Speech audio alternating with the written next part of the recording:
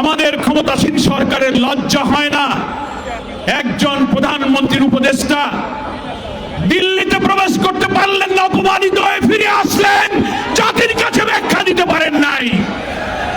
আপনারা 300 বিধিতে বিবৃতি দিয়ে পার্লামেন্টে একটি দলকে কটাক্ষ করার জন্য অপচেষ্টা করেন, পুশিন করে, আপনার উপদেষ্টাদের অপমানিত করে, আমার অখণ্ডতাকে নষ্ট করে স্বরাষ্ট্রমন্ত্রী সেখানে 300 বিধির বিবৃতি দিতে পারেন না।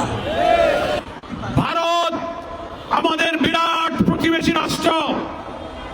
আমাদের বাংলাদেশের চতুর্দিকে প্রায় 4000 কিলোমিটার বেষ্টিত সীমানার প্রায় 32টি বাংলাদেশের জেলার সীমান্তে ভারত অবস্থিত।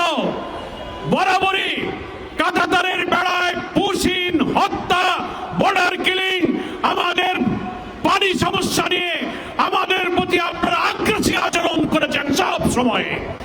কিন্তু এবার দেখতে পাচ্ছি পশ্চিমবঙ্গে বিজেপির শুভেন্দু অধিকারী মুখ্যমন্ত্রী হওয়ার পর নতুন করে আগ্রাসী ভূমিকায় অবতীর্ণ হয়েছেন। আমরা বলতে চাই, ভারতের যে সীমানা, ভারতের স্বাধীনতা, ভারতের সার্বভৌমত্ব, ভারতের অখণ্ডতার প্রতি আমরা শ্রদ্ধাশীল, কিন্তু আপনারা আমাদের অখণ্ডতার প্রতি সম্মান দেখাতে পারেননি।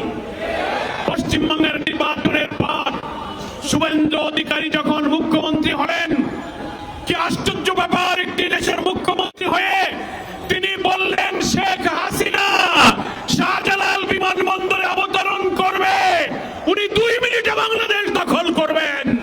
এতে বোঝা যায় আপনারা আমাদের অখণ্ডতার প্রতি শ্রদ্ধাশীল নন। আমরা জানি আপনারা সেই আধিপত্যবাদী একটি দেশ, যে দেশে ফ্যাসিস্ট, বিতাড়িত, পতিত, পলাতক, খুনি, অপরাধী শেখ হাসিনাকে আপনারা আশ্রয় দিয়েছেন। আপনারা ওসমান হাদির খুনি ফয়সালকে হাতে পেয়ে বাংলাদেশের কাছে হস্তান্তর করছেন না। প্রতিদিন আপনারা পুশিন করছেন।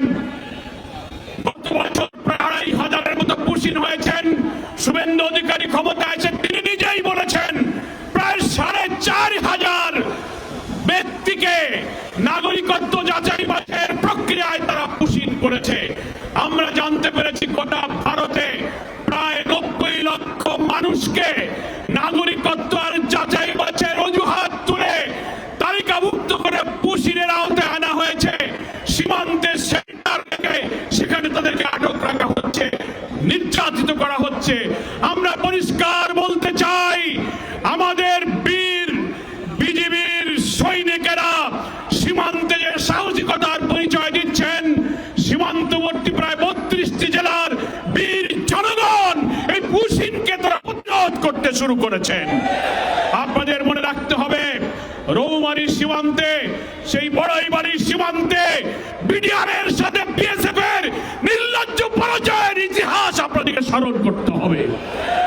আমাদের সীমান্তের লুঙ্গি পরা কৃষকরাই আপনাদের এই পুশিন প্রতিরোধ করার জন্য যথেষ্ট।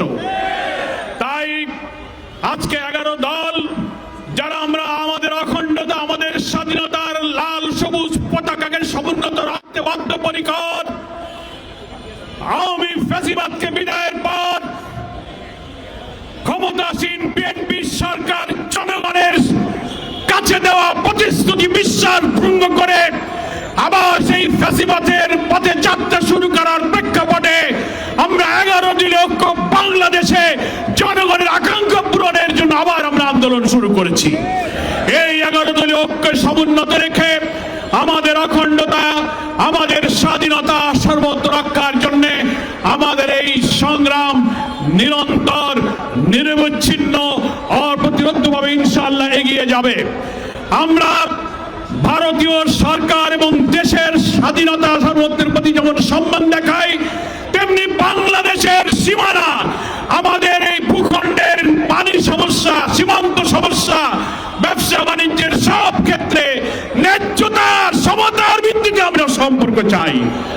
আমরা বৈষম্য, আধিপত্যবাদী এবং নিজেদের উপরে দাদাগিরি, বাবুগিরি করে বাংলার বীর জনগণকে প্রধানত রাখা যাবে না।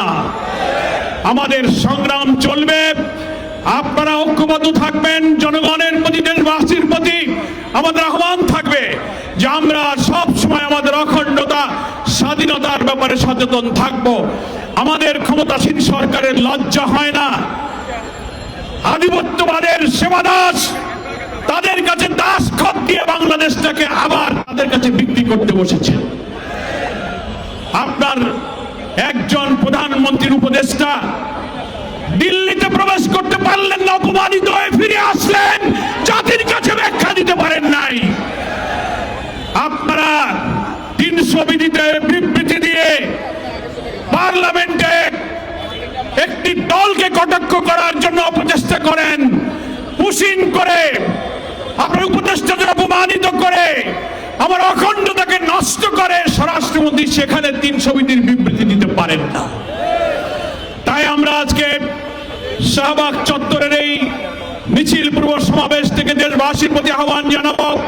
বিশেষ করে সীমান্তবর্তী 32টি জেলার বীর জনগণকে ধন্যবাদ জানাবো। আপনারা আমাদের লাল সবুজ পতাকাকে পাহারা দেবেন, বুকে অদম্য সাহস নিয়ে ভারতীয় আগ্রাসনের বিরুদ্ধে শক্ত করে আপনারা দাঁড়াবেন। বিজেপির বীর সৈনিকেরা যে সাহসিকতা দেখাচ্ছেন, বিএসএফ এর লোকেরা বিজেপিকে গুলি করতে চেয়েছে, ভিডিওতে দেখেছেন, বলে আমরা গুলি করে দেব। আমার মাটির বীর জনতা, তার প্রতিনিধি বিজেপি বলেছে আপনারা গুলি করলে কি আমরা বসে থাকবো? এই হচ্ছে বাংলার মানুষের সাহস।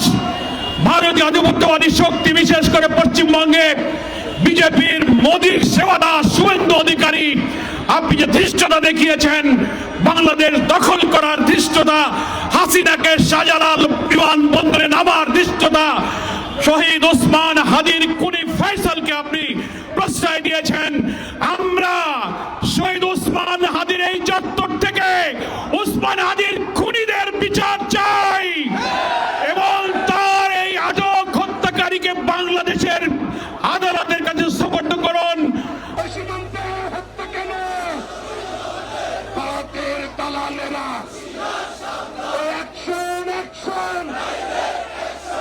বাংলার অ্যাকশন, ভূখণ্ডের দালালেরা সীমান্তের খুশি কেন?